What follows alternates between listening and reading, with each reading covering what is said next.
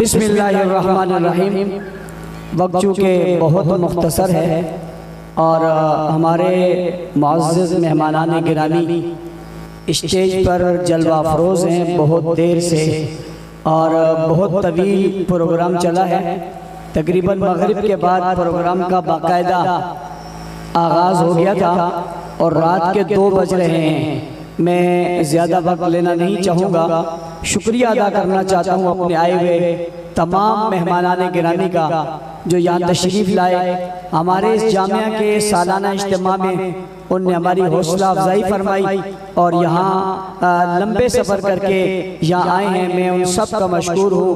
बिलखुसूस कायद अहले सुन्नत हज़रत अल्लामा मौलाना मोहम्मद अहमद लुधियानवी साहब, जन्नत सेक्रेटरी अहले सुन्नत वल जमात हज़रत मौलाना अब्दुल खालिक रहमानी साहब, हज़रत अक़दस हज़रत अल्लामा मसूदुर रहमान उस्मानी साहब, भाई रेहान महमूद ज़िया साहब, इसी तरह हमारे सिंध के कायद जनाब मौलाना सनाउल्लाह हैदरी साहब, मौलाना अब्दुल जब्बार हैदरी साहब, मौलाना अब्दुल्ला सिद्दी साहब, भाई सिकंदर शाह साहब, अब्दुल करीम मरी साहब और बलूचिस्तान से हमारे तशरीफ लाए हुए हज़रत मौलाना रमज़ान मेंगल साहब, मेरे उस्ताद मोहतरम हर दिल अजीज शख्सियत हज़रत मौलाना डॉक्टर मंजूर मेंगल साहब यहाँ तशरीफ़ लाए और बहुत मसरूफियात के बावजूद उनका शुक्रिया अदा करता हूँ। बिलखुसूस हमारे हर दिल अजीज़ और हमारे सरपरस्त हमेशा सरपरस्ती करने वाले हज़रत मौलाना मुफ्ती अब्दुर्रहमान दरखास्ती साहब यहाँ तशरीफ़ लाए। हमारे मौलाना मुफ्ती अब्दुर्रहमान कासमी साहब यहाँ भी काफ़ी देर से तशरीफ़ फरमा है और मेरे भाई मौलाना मुफ्ती किफ़ायतुल्लाह साहब जिन्हें मैंने आज ही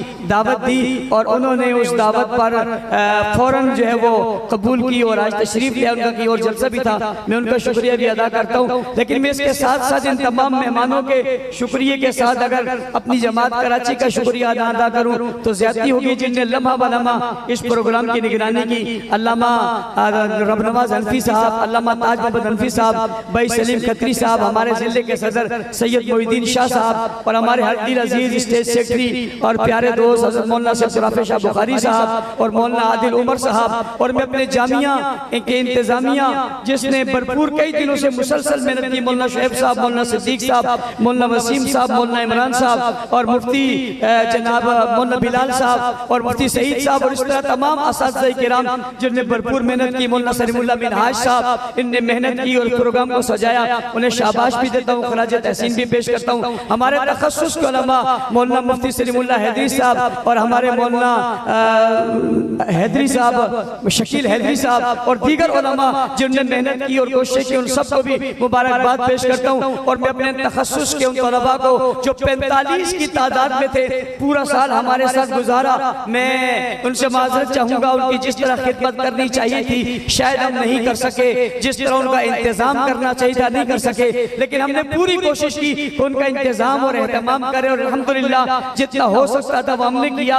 ये आखिरी दिन का मरहला तो सबने देख लिया। हज़रत कायद मोहतरम फरमा रहे थे कि सारे मुल्क में जो है वो महंगाई और परेशानी है और यहाँ हम देख रहे हैं बड़ी खुशहाली है, लिफाफे भी दिए जा रहे हैं और बड़ी बड़ी किताबें भी दी जा रही है। मैं समझता हूँ ये भी इनके लिए कम है, हम ज्यादा देते लेकिन जितना हमसे हो सका हमने दिया। इसी तरह हमारे दौरे मौकूफ अलैह के तलबा जो हमारे साथ रहे और वो ऊला से हमारे साथ चलते आ रहे हैं, चलते चलते यहाँ तक पहुँचे और आइंदा साल उन्होंने दौरा हदीस भी हमारे यहाँ पढ़ना है। उनकी भी हम बहुत खिदमत नहीं कर सके लेकिन जितना हो सका उनकी भी खिदमत की। मैं उनसे भी और अपने मदरसे के उन तमाम तलबाए किराम से जिन्होंने पूरा साल हमारे साथ गुजारा, हम उनकी भरपूर खिदमत नहीं कर सके, माजरत चाहूंगा।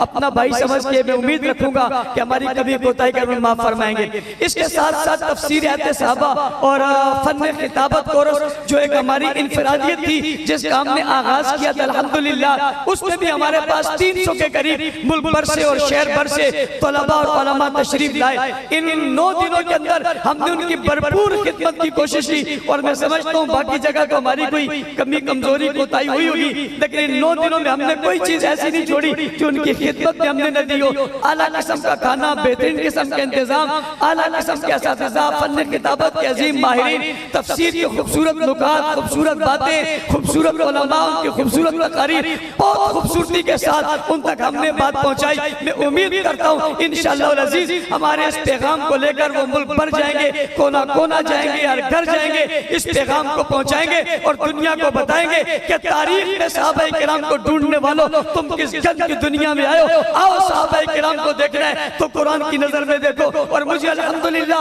आज बहुत खुशी है, मैं जितना अल्लाह का शुक्र अदा करूं इतना ही कम है कि जमात में वो दौर मुझे देखने को मिला और वो इदारा जिसमें कायदे अहले सुन्नत भी तशरीफ लाए। आज स्टेज पर मौजूद हमारे उन तलबाए किराम ने जो तखस्सुस के तलबा थे, उनने कुरान करीम की 30 पारों में से हर पारे से एक एक आयत कुरान की लेकर 30 दलाइल दिए। एक तालिब इल्म ने, फिर दूसरे तालिब इल्म ने उन दलाइल के अलावा यानी उन आयतों के अलावा 30 आयतें इलादा पढ़ के 60 दलाइल पूरे किए। और फिर तीसरा तालिबुल इल्म आया, उसने 30 दलाइल और दिए कुरान करीम से सहाबा की अज़मत और सहाबा की मदह और सहाबा के दिफा पर 90 दलाइल यानी 90 कुरान की आयतें 3 तकरीरों में इस स्टेज पर पढ़ी गई और वो कुरान पढ़ा जा रहा था। मैं अल्लाह का शुक्र अदा करता था जिस काम के आगाज का फैसला मैंने जेल में रखकर किया था। और मैं हुक्मरानों को कहना चाहता हूँ, तुम्हें फिर मौका मिला तो आजमा लेना।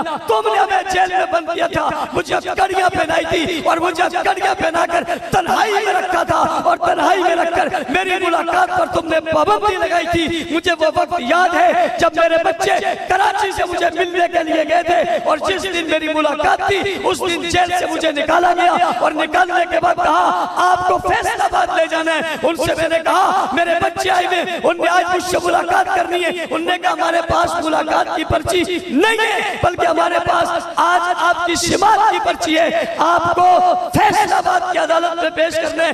मैं जेल के दरवाजे पर आया और जब मैंने दरवाजे से बाहर नजर पड़ी तो मेरा बेटा और बेटी मेरे सामने खड़े थे और सामने खड़े होकर मुझे पुकार रहे थे। मैं बेबस था, मेरे हाथ में हथकड़ी थी और मेरी ज़बान खामोश थी, मुझे बोलने नहीं दिया जा रहा था। मैंने कहा चलो मिलने तो दो, मैं सलाम कर देता हूँ और सलाम करने के बाद फिर मैं चला जाऊंगा। उनने कहा इस बात की भी इजाजत नहीं है। मुझे जल्दी से पकड़ा, गाड़ी में डाला, दरवाजा बंद कर दिया। मैंने खिड़की से यानी जो सुराख है उनसे एक नजर अपने बच्चों के चेहरों पर डाली तो मुझे दिल में लगा कि शायद मुझे दुख हो रहा है। तो मैंने उसके जवाब में अपने ज़मीर से कहा और अपने दिल से कहा किस बात पे नाराज हो रहा है, तुझसे तेरे सामने बच्चे नहीं मिले तो क्या हुआ? क्या बिलाल से ज्यादा तकलीफ तेरे ऊपर आ गई है जिसे तपती देर पर लिटाया गया था?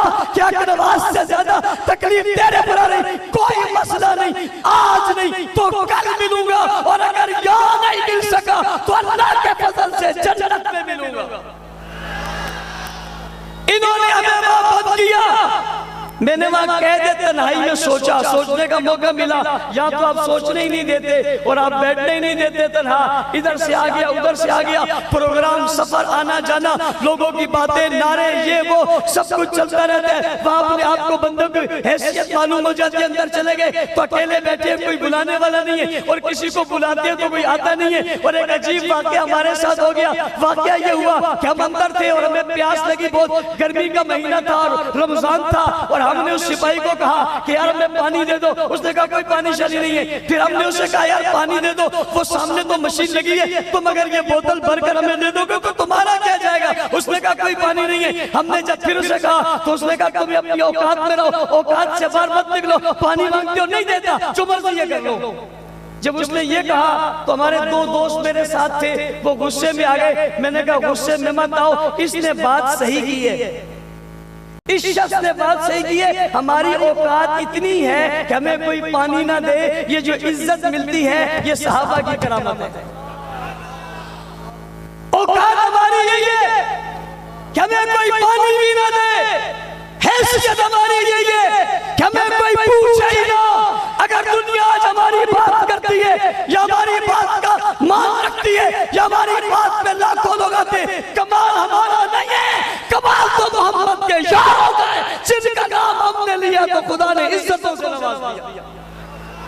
तुमने हमें बंद किया था बुक्को, अब अरबी में भी, फारसी में भी, अंग्रेजी में भी, उर्दू में भी, अभी वक्त नहीं था वरना पश्तो में भी, हिंदको में भी, सराइकी में भी, बलोची में भी, सिंधी में भी हुआ, सिंधी में भी। मरीज साहब हमारे आज खास मेहमान मरीज अभी थे, उसमें भी हुआ। शियो तुम हमें गिरफ्तार करके खुश थे, करवा गए, और शियो तुम अकनवाज को मार के खुश थे, तुम इशार को मार के खुश थे, तुम ज़ियाउर रहमान को मार के खुश थे, तुम आजम तारक को खून में नहला के खुश थे। अब मजा आया? वो सिर्फ उर्दू में कहते हैं, हर जबान में कह दिया। जो बात अग्रवाल ने उर्दू जबान में जंग की धरती से की थी, आज शालतीन के स्टेज से उस्मान इब्न अफ़्फ़ान के मदरसे के तखस्सुस के तलबा ने 1 साल या रहने के बाद किताबों की सूरत में, दलाइल की सूरत में कहीं और से बात नहीं की है, किसी किताब का हवाला नहीं दिया, किसी और बात की बात नहीं की है। इन्होंने बात की है तो अल्लाह के कुरान की है, और अल्लाह के कुरान की बात करके तुम्हें कुरान से साबित ना तुम खुदा वाले हो, ना मुस्तफा वाले हो, ना कुरान वाले हो। इंशाअल्लाह अज़ीज़, मुझे उस वक्त भी यकीन था, आज यकीन और बढ़ गया कि अल्लाह ने इस काम में बरकत दे दी है। अब अगर कोई कहता है कि मौलाना साहब किसी ने टीम भेज दी है, अगर कोई कहता है मौलाना साहब कोई मारने लगा है, तो मेरी सेहत पर कोई असर पड़ने को नहीं है, इसलिए कि काम वो शुरू हो गया है जो अब खत्म होने वाला नहीं है। मैंने खैरपुर में एक जुमला कहा था, कायदे अहले सुन्नत ने मुझे मना कर दिया, मैंने उसके बाद छोड़ दिया, आज भी कह नहीं रहा, इशारा कर दिया मैंने कि जो है सो है, जिंदगी और मौत अल्लाह के हाथ में। अल्हम्दुलिल्लाह, तहदीस की नियामत के तौर पे कहता हूँ, जब भी कोई कुरान खोलेगा, आया तो 1400 सदियां पहले था, 1450 साल, लेकिन जब कुरान की आयतें पढ़ पढ़ के तुम्हें दायरा इस्लाम से खारिज कहेगा, तो जालिमों में तुम्हें याद जरूर आऊंगा, मैं तुम्हें याद जरूर आऊंगा। जो सुनेंगे उन्हें भी याद आऊंगा, जो सुनाएंगे उन्हें भी याद आऊंगा। ये सुनाकर हाथ उठाकर दुआ दे देंगे, मेरे लिए यही काफी है, और वो जलते मरते रहेंगे, मेरे निजात के लिए वो भी काफी है। इसके बाद में दावत